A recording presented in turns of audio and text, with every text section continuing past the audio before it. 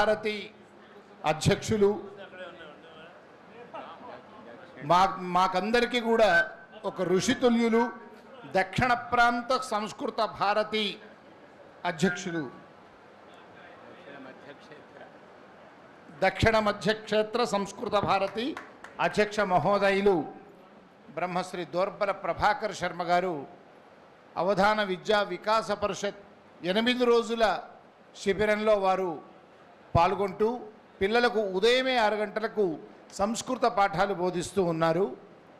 ఇక్కడ ఈ శిబిరంలో ఉంటూనే తెలంగాణ రాష్ట్రంలో సంస్కృత విశ్వవిద్యాలయం అక్కడ చూస్తున్నాం కదా, మలినాథయ్య కొలిచెలమ మలినాథయ్య మొట్టమొదటి సంస్కృత భాష, అనేక భాష్యాలు రాసినటువంటి గొప్ప కవి, మహనీయులు, తొలి అవధాని కూడా.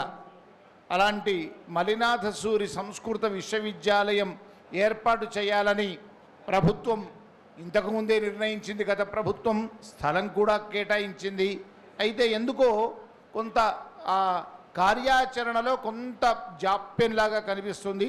నిన్నగాక మొన్న అప్పుడు విశ్వవిద్యాలయం ఏర్పాటు చేయాలని బ్రహ్మశ్రీ దోర్బల ప్రభాకర్ శర్మ గారి బృందమే ప్రభుత్వాన్ని విన్నవించింది. మళ్ళీ ఆ పనులు వేగవంతం చేయాలని మళ్ళీ మొన్న వెళ్ళారు. ఆ విశేషాలన్నీ గురువుగారి ద్వారా తెలుసుకుందాం. గురువుగారు, మేమందరము మీ అభిమానులము, సంస్కృత అభిమానులము, వైదికులము. ఈ వేద సంస్కృత విశ్వవిద్యాలయం మలినాథ సూరి ఎప్పుడు రావచ్చు, కార్యరూపం ఎప్పుడు దాల్చవచ్చు? మీరు మొన్న మంత్రి గారిని కలిశారు, మాజీ ఉప ముఖ్యమంత్రి ప్రస్తుత మంత్రివారైన శ్రీ దామోదర రాజనరసింహ గారిని, ఇతర ముఖ్యులను కలిశారు కదా. ఎవరెవరు కలిశారు, ఏమేమి అడిగారు, దాని యొక్క పరిస్థితి ఏ విధంగా ఉంది? శ్రీ దామోదర రాజనరసింహ గారి యొక్క సందర్శనం కోసం పూర్వ సలహాదారు అయినటువంటి శ్రీ రమణాచార్యుల వారి యొక్క నేతృత్వంలో వెళ్ళడం జరిగింది. వారు చాలా శ్రద్ధతో సమయాన్ని ఇచ్చారు. అదేవిధంగా రమణాచార్యుల వారి పట్ల ఉండేటువంటి ప్రేమ అనుబంధంతో సుమారు 1.5 గంటల సమావేశం జరిగింది వారితో. వారి గృహంలోనే సమావేశం జరిగింది. ఆ సమావేశానికి భాగ్యనగరంలో ఉండేటువంటి సంస్కృత అభిమానులు అందరూ వచ్చారు. సంస్కృత భారతి ఉపాధ్యక్షులు, అలాగే అధ్యక్షులు నరేంద్ర కాపరే గారు, అలాగే లక్ష్మీనాథాచార్యుల వారు, రాజేంద్ర ప్రసాద్ గారు, కసిరెడ్డి వెంకటరెడ్డి గారు, మసప చెన్నప్ప గారు, అదేవిధంగా మల్లినాథ సూరి పరిషత్తు పేరుతో మెదక్ గ్రామం నుంచి కొంతమంది కార్యకర్తలు వచ్చారు. కరీంనగర్ నుంచి కొంతమంది కార్యకర్తలు వచ్చారు. శ్రీ సాధన నరసింహాచార్యుల వారు,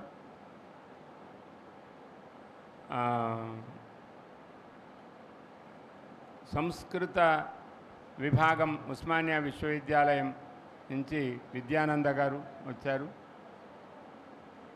ఈ విధంగా సుమారు ఒక 20 మంది సుమారు దైవికంగా చేరుకోవడం జరిగింది. వారంతా కూడా చాలా ప్రసన్నులయ్యారు. సమావేశం యొక్క సమయం అనుకూలంగా ఉండింది. ఉదయం 9 గంటలకు అంటేనే అందరూ కూడా సమావేశానికి చేరారు కాబట్టి కొంచెం ఎదురు చూసినా చాలా ప్రశాంతంగా అన్ని కార్యక్రమాలన్నింటినీ కూడా వారు ఆలోచించి సావధానంగా తెలుసుకొని అడిగారు. చక్కని సమావేశం జరిగింది. అంటే మీరు ఏమడిగారు, అక్కడ పరిస్థితి ఎలా ఉంది యూనివర్సిటీ వ్యవస్థాపన విషయంలో? మల్లినాథసూరి సంస్కృత విశ్వవిద్యాలయానికి సుమారు 12-14 సంవత్సరాల క్రితం మల్లినాథసూరి గ్రామంలోనే ఒక ప్రత్యేకమైన సదస్సు జరిగింది. అప్పుడు కూడా ఈ ప్రభుత్వమే ఉండింది. అయితే ఆ సమయంలో చేయడానికి తగినటువంటి సంకల్పం జరగలేదు. పూర్వ ప్రభుత్వం వారి ప్రయత్నంతో దాని సంస్కృత విశ్వవిద్యాలయం అవుతుంది. ఒక 20 ఎకరాల స్థలం సుమారు దానికోసం కేటాయించబడింది అని పూర్వ ప్రభుత్వం చెప్పడం జరిగింది. కొల్చారం దగ్గర ఈ విషయాన్ని వారికి సూచించడం జరిగింది. అదేవిధంగా సంస్కృత అకాడమీ ఉంది ఇక్కడ. ఆ అకాడమీ వారు కూడా చాలా ప్రయత్నాలు చేశారు. ఆ సమయంలో మెదక్ మల్లినాథసూరి పరిషత్తు, అదేవిధంగా మల్లినాథసూరి విద్యా పరిషత్తు, విశ్రా అనే సంస్థ, విద్యా సంస్థ, దానికి కారణ అయినటువంటి శ్రీ హరిహరనాథ్ శర్మ గారు వారు చేసిన ప్రయత్నాలన్నీ కూడా వివరించారు. ఆ ప్రయత్నాలన్నింటినీ కూడా సారాంశంగా రమణాచార్యుల వారు వారికి సూచించారు. దాన్ని చూచి చాలా ఆనందించి దాని యొక్క ప్రాశస్త్యాన్ని గురించి ఎందుకు అవసరం అనే విషయంలో ప్రస్తావన చేయగా నాకు కూడా అవకాశం కలిగి మీరు సావధానంగా 5 నిమిషాలు వినండి అని చెప్పగానే ఆయన చాలా శ్రద్ధతో విన్నారు. సుమారు 10 నిమిషాలు దాకా ఆయన ఆనందిస్తూనే ఉన్నారు. ఆ కారణంగా ఆయన శుభవార్త ఏం చెప్పారు అంటే, ఈ సంస్కృత విశ్వవిద్యాలయం అనే విషయాన్ని ఇది నా పనిగా నేను చూసుకుంటాను. నేను మెదక్ జిల్లాకు సంబంధించినటువంటి వాడిని, అందువల్ల దీని యొక్క బాధ్యతను నేను తీసుకుంటాను. మీరు దాని విషయాన్ని బాధ్యతగా స్వీకరించినట్టు మీరు నమ్మండి అని కూడా చెప్పారు. మేము ఇంకా ముఖ్యమంత్రి గారిని కలవాలి, వారికి కూడా మీ ద్వారా ఏదైనా విజ్ఞప్తి చేయాలి అని అంటుంటే అది ఏమీ అక్కర్లేదు, నా యొక్క సంకల్పము అది జరిగి తీరుతుంది, ఆయన కూడా అంగీకరిస్తారు. కాబట్టి ఇంకా మళ్ళీ ఇది నేను చేయకపోతే కదా అప్పుడు ముఖ్యమంత్రికి వెళ్ళడం అని కూడా అన్నారు. ఆ విధంగా ఈ మల్లినాథసూరి పేరుతో సంస్కృత విశ్వవిద్యాలయం అందరము కలిసి సంస్కృత విశ్వవిద్యాలయ సాధన సమితి అనే పేరుతో అక్కడ అందరము కలిసి విజ్ఞాపనం ఇవ్వడం జరిగింది. దానిని వారు స్వీకరించారు. తర్వాత వారు తమ సహజమైనటువంటి ప్రేమతో తాము చేసినటువంటి పనులు కూడా కొన్ని సూచించారు. అది ఇంటిలో పిల్లలకు ఎవరు సంస్కృతం చెప్తారు, మేమెలా సంస్కృతాన్ని అర్థం చేసుకోవాలి, మా అందరికీ చెప్పేవాళ్ళు ఎవరు అనే ఒక ప్రశ్నను కూడా వారు వేసి మేము చెప్పాము. సంస్కృత భారతి ఉంది మీ చెంత అంటే దాని మీద కూడా ఆసక్తిగా చాలా భాష మీద ఎంతో ఆసక్తిని చూపించారు. అదేవిధంగా ఈ భాష వ్యాప్తము కావాలి, ఇది అందరికీ సమాజంలో ఉండేవారికి అందరికీ కూడా ఉపయోగపడాలి అనే విషయాన్ని కూడా వారు స్పష్టీకరించారు. ఆ విధంగా ఈ కార్యక్రమం జరిగింది. వచ్చినటువంటి వారందరి యొక్క సంతకాలను స్వీకరింపజేసి వాళ్ళ పేర్లు అలాగే వాళ్ళ యొక్క సంఖ్యలన్నీ కూడా తీసుకున్నారు. వారిని ఏర్పాటు చేసి మీరు దయచేసి సావధానంగా ఉండండి, నేను ప్రత్యేకించి దీని యొక్క అవకాశాన్ని, అవసరాన్ని, సమయాన్ని గ్రహించి నేను దీనికి ఒక ప్రణాళిక వేసి రమణాచార్యుల వారితో మాట్లాడి నేను తప్పకుండా దీనిని ముందుకు తీసుకువెళ్తాననే వాగ్దానం చేశారు. చాలా చాలా సంతోషం గురువుగారు.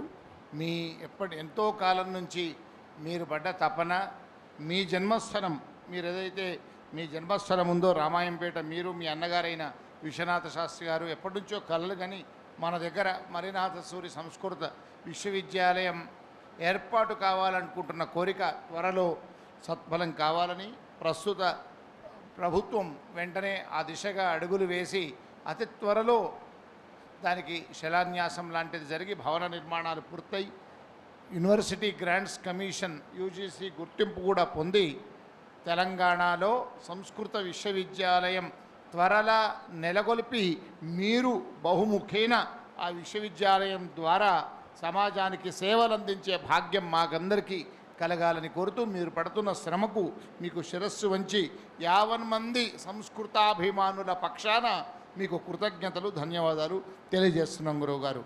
అది పూర్వ పుణ్యమని భావిస్తాను. నేను ప్రత్యేకించింది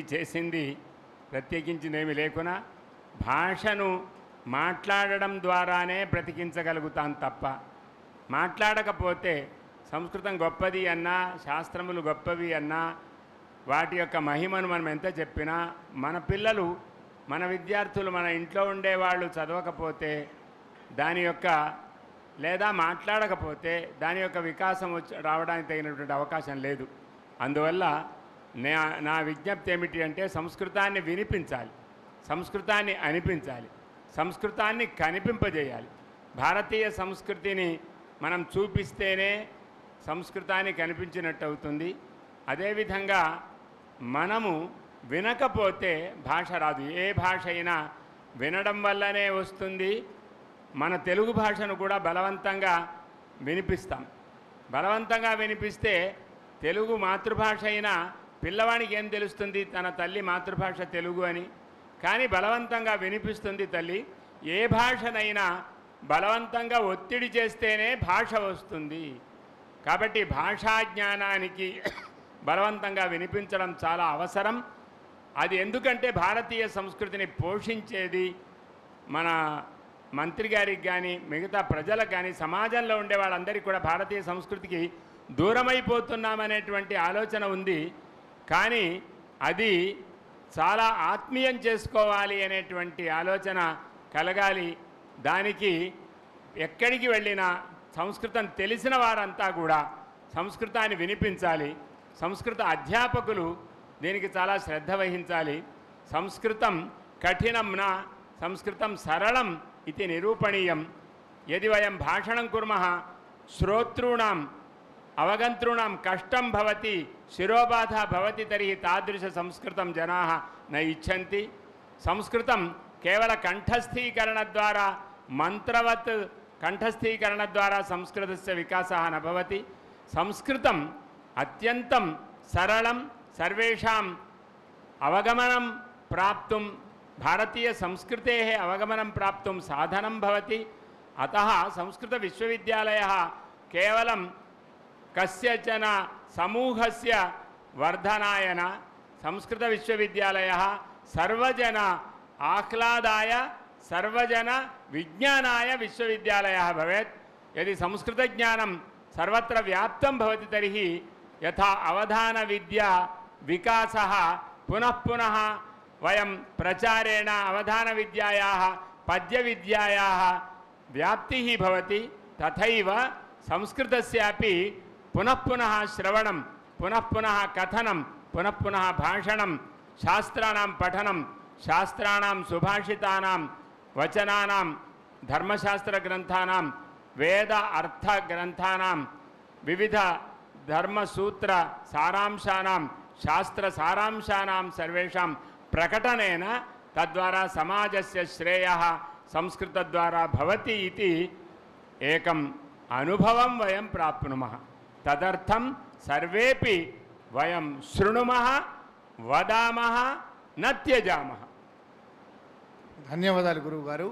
మహామహోపాధ్యాయులు బ్రహ్మశ్రీ డాక్టర్ దోర్బల ప్రభాకర్ శర్మ గారి ఆ తపన, ఆ పట్టుదల, ఆ అంకిత భావం ఒక ఋషిలాగా సంస్కృతాన్ని భారతదేశమంతా లేదు ప్రపంచవ్యాప్తంగా పరివ్యాప్తం చేయాలన్నటువంటి వారి ఆకాంక్ష, వారి కోరిక, ప్రబలమైనటువంటి వారి వాంఛ అమలు కావాలని అందరం సంస్కృతం నేర్చుకునే దిశగా ముందుకు వెళదామని కోరుతూ ధన్యవాదాలు, నమస్కారం. అందరూ వెనక ఉంటామని అంటున్నారు, కానీ నేను అందరి వెనక నేను ఉంటాను.